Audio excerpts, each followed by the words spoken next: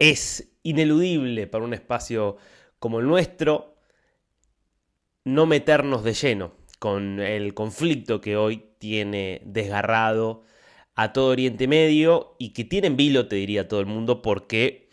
cuando hay un conflicto de la escala en el que estamos viendo hoy entre Israel e Irán, dos de las grandes potencias que tiene la región, dos de las principales potencias militares, pero además dos de los actores que yo diría más decisivos han sido en los últimos 70 años, en marcar el pulso del debate, podríamos decirlo de esa forma, en Oriente Medio. Estamos hablando de un conflicto que va a terminar repercutiendo en todo el mundo. Y me parece que está bueno que nos detengamos un momento para entender qué es lo que ha pasado en este lapso de poco más de una semana, desde que estalló esta guerra a gran escala. Que hay que decirlo, es una guerra a gran escala, pero que en rigor se viene peleando de forma indirecta desde hace ya más de 45 años y que, bueno, tuvo dos episodios concretos de ataques directos el año pasado, 2024, cuando por primera vez en dos ocasiones Israel atacó a Irán en respuesta a ataques iraníes que habían sido los primeros desde la creación del Estado de Israel, ataques iraníes directos contra el territorio del Estado de Israel. Pero claro, nada parecido a lo que ha pasado desde que al viernes de la semana pasada, no este que pasó, sino el anterior, a las 3 de la madrugada, comenzaba esta Operación León Ascendente, como la bautizó el gobierno y las fuerzas de defensa de Israel, que hace una alusión muy clara, ¿no? Ya desde el nombre, en, bueno, un mensaje, que es, esto va contra el régimen iraní, esto va contra el régimen de los ayatolás que fundó en 1979 la República Islámica de Irán, no contra los iraníes. ¿Y por qué digo esto? Porque hasta 1979 la República Islámica de Irán no se llamaba así. Era el último coletazo de lo que quedaba del viejo imperio persa, rebautizado imperio iraní, que ya no tenía en realidad ambiciones imperiales, pero que era una potencia fundamental de ese mapa de Oriente Medio, pero con la característica de que era una potencia totalmente occidentalizada, o por lo menos con un gobierno, que era el gobierno del Shah, Reza Pahlavi, que es la dinastía Pahlavi la que dominó Irán en ese último intento de un heredero, digo, insisto, del viejo imperio persa, que dominó justamente este país entre 1925 y 1979, cuando termina siendo derrocado este gobierno, que era obviamente un gobierno autoritario, era en definitiva una monarquía absoluta, como muchas hay hoy en Oriente Medio, como puede ser Arabia Saudita, como puede ser Omán, como puede ser Qatar, pero que tenía esta característica de no solo ser aliada de Estados Unidos, no solo ser el segundo país que empezó a tener relaciones seriamente con el Estado de Israel desde su creación, el segundo país musulmán, me refiero, el primero había sido una Turquía, con quien hay muchos puntos de contacto, porque esa Turquía también era una Turquía aliada a Occidente, tan aliada a Occidente que era una Turquía que había sido incorporada poco tiempo antes como miembro de la OTAN. El único país de Oriente Medio que es miembro de la OTAN es Turquía.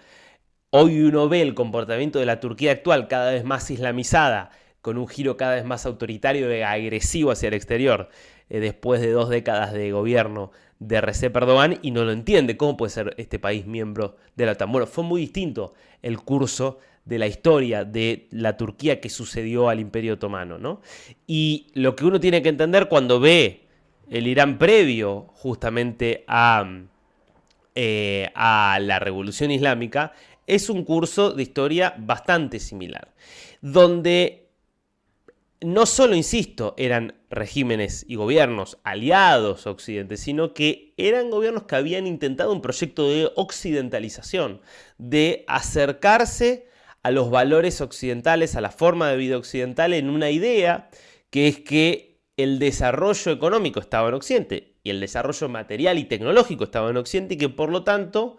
la cultura autóctona era básicamente incompatible con esos niveles de desarrollo, por los cuales había que adoptar elementos de la cultura occidental. Digo, esta era un poco la idea de un proyecto que termina siendo fallido. La verdad que lo que hemos visto a lo largo de la historia reciente es una y otra vez cuando se intenta desde arriba cambiar la idiosincrasia de una nación imponiendo una cultura diferente, eso termina resultando mal. Y fue eso, yo diría, lo que le dio mucha legitimidad a el líder que termina derrocando al gobierno del Shah, al reinado del Shah en 1979, que era un fanático religioso, un líder religioso que era Ruhollah Khomeini,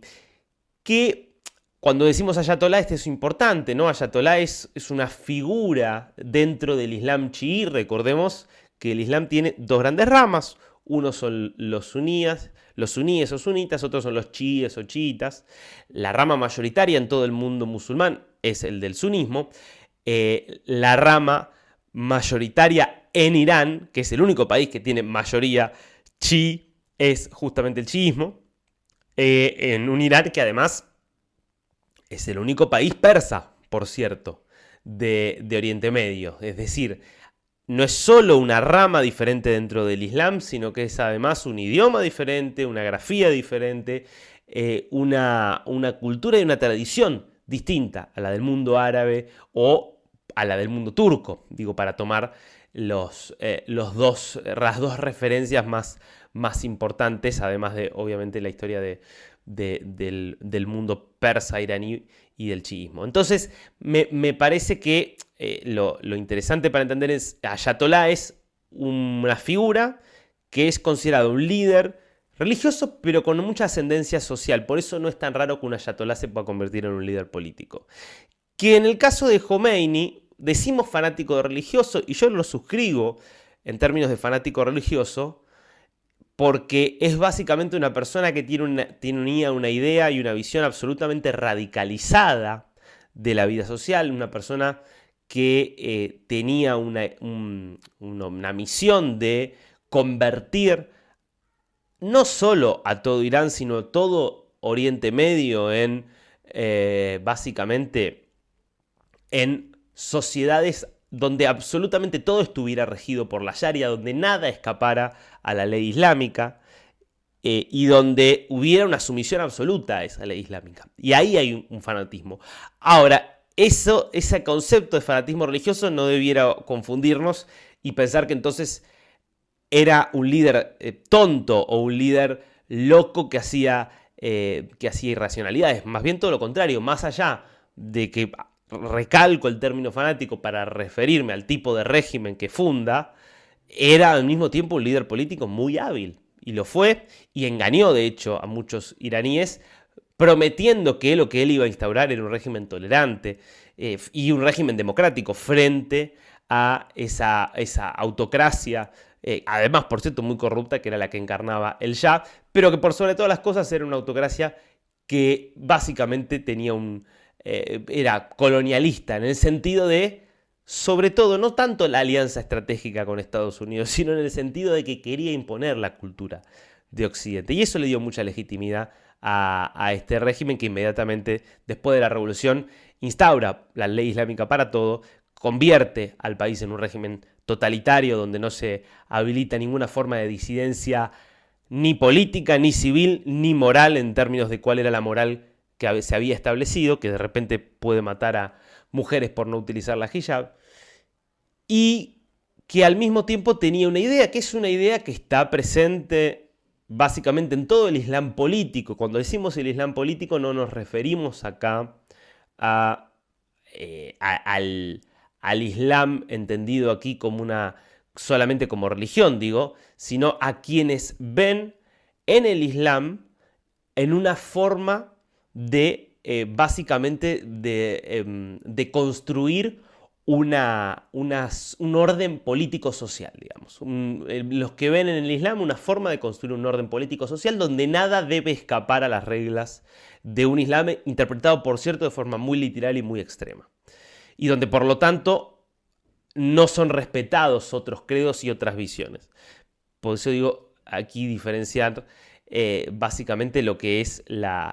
esta visión totalitaria y que quiere, insisto, convertir al Islam en un elemento político de un mundo islámico que obviamente existe y que es masivo en muchos lugares, de muchas personas que profesan la fe islámica pero no tienen interés en que absolutamente toda la vida esté regida por eso, sino sencillamente es parte de la vida religiosa, como puede ocurrir con otras religiones. Ahora, ese Islam político que está presente, sobre todo desde principios del siglo XX, en los años 20, cuando en Egipto surgen los hermanos musulmanes o la hermandad musulmana, se convierte en un movimiento que tiene una ambición de mínima local a todo lo que es el mundo árabe, pero de máxima global. La idea no es solo que en mi país rija esta visión totalmente extrema, sino que esta visión rija en todo el mundo. Y eso es reinterpretado y es adoptado por el régimen islámico de Irán, por supuesto, el régimen de 1979, que vuelve a recuperar esa lógica imperial del viejo imperio persa, pero ya ahora atravesado por esa mirada religiosa extrema, según la cual el Estado de Israel, un Estado judío en pleno Oriente Medio, era una aberración que no podía existir. Y como ya para esa época el nivel de antisemitismo en todo Oriente Medio era altísimo, fue básicamente la causa contra Israel, una causa que volvió al régimen iraní, bueno, bastante, digamos, que le dio cierto prestigio entre los pueblos de Oriente Medio y sobre todo entre los pueblos árabes, a pesar de todas las diferencias de las que hablábamos antes cuando nos referimos a árabes y persas, a musulmanes suníes y a musulmanes chiíes. Y digo para hablar con datos, cuando digo el antisemitismo y el rechazo al judaísmo en Oriente Medio, me refiero al hecho concreto que básicamente hasta la Segunda Guerra Mundial vivían en distintos países de Oriente Medio aproximadamente 800.000 judíos. Muchos estaban en Siria, muchos estaban en Líbano, muchos estaban en Egipto, en Marruecos, en distintos países de Oriente Medio, y que, bueno, desde la creación del Estado de Israel empezaron a ser expulsados masivamente y debieron irse como refugiados a Israel. Se habla mucho de los refugiados palestinos derivados de la creación del Estado de Israel y de la no aceptación por parte de los países árabes. Se habla poco de esos refugiados israelíes que básicamente decidieron incorporarse al Estado de Israel. Algo que podrían haber hecho los palestinos desde su propio Estado, que decidieron rechazar, o desde los otros países árabes. Bueno, básicamente ninguna de las opciones fueron aceptadas porque la decisión fue siempre rechazar la creación o rechazar la existencia en sí del Estado de Israel. Por eso el cántico emblema de los radicales palestinos es: Palestina será libre desde el río hasta el mar. Ergo, desde el río Jordán, que es el extremo este de todo lo que es el territorio de Israel y Palestina, hasta el mar Mediterráneo. Es decir, la idea de Palestina será libre desde el río hasta el mar significa será libre de la existencia del Estado de Israel y pasará a dominar todo el territorio. Un poco este giro histórico para volver al hecho de que desde su creación la República Islámica de Irán ha planteado concretamente la desaparición del Estado de Israel. Y esto lo dijo el propio Ali Jamenei, la verdad que en reiteradas ocasiones. Cuando hablamos de Ali Jamenei nos referimos a el actual líder supremo, el sucesor de Ruhollah Khomeini, que fue el fundador de la República Islámica. Y es la idea de que esto de muerte a Israel, la idea de que Israel es el pequeño Satán que hay que desterrar de nuestra tierra y que Estados Unidos es el gran Satán, esto no es solo un eslogan, sino que es una política. Y lo que hizo Irán desde 1979 es financiar, armar, orquestar a un montón de organizaciones que, básicamente apelando al terrorismo, han buscado golpear de todas las formas posibles a Israel. Y obviamente Hamas es una de ellas, la más emblemática porque es la que es directamente un brazo de Irán. Con Hamas la relación ha sido más ambivalente. Es Hezbollah en el Líbano, pero están los Houthis o Houthíes en Yemen. Y es un poco la entente a la que se enfrenta Israel desde el 7 de octubre de 2023. Por eso, uno diría, esta guerra empezó hace mucho tiempo. Ahora, lo que ha buscado Israel ahora es decididamente ir contra, básicamente, lo que decidió Israel desde el 8 de octubre, podemos decir, desde el día siguiente al horror, a la mayor masacre y al mayor golpe que sufrió desde su creación, es ir por todo, pasar a la ofensiva. Entonces ir contra todos los grupos terroristas que lo amenazaban, primero Hamas, después Hezbollah, y después finalmente ir contra Irán, que es quien estaba detrás de ellos, quien fue el actor estatal que más los promovió a lo largo de la historia, y que en definitiva es el actor estatal que más los promovió, que desea su muerte, que dice que los va a matar al Estado de Israel, y que al mismo tiempo estaba muy cerca de desarrollar un arma nuclear. Esto reconocido no por Israel, sino por el Organismo Internacional de Energía Atómica. En ese sentido, la operación León Ascendente,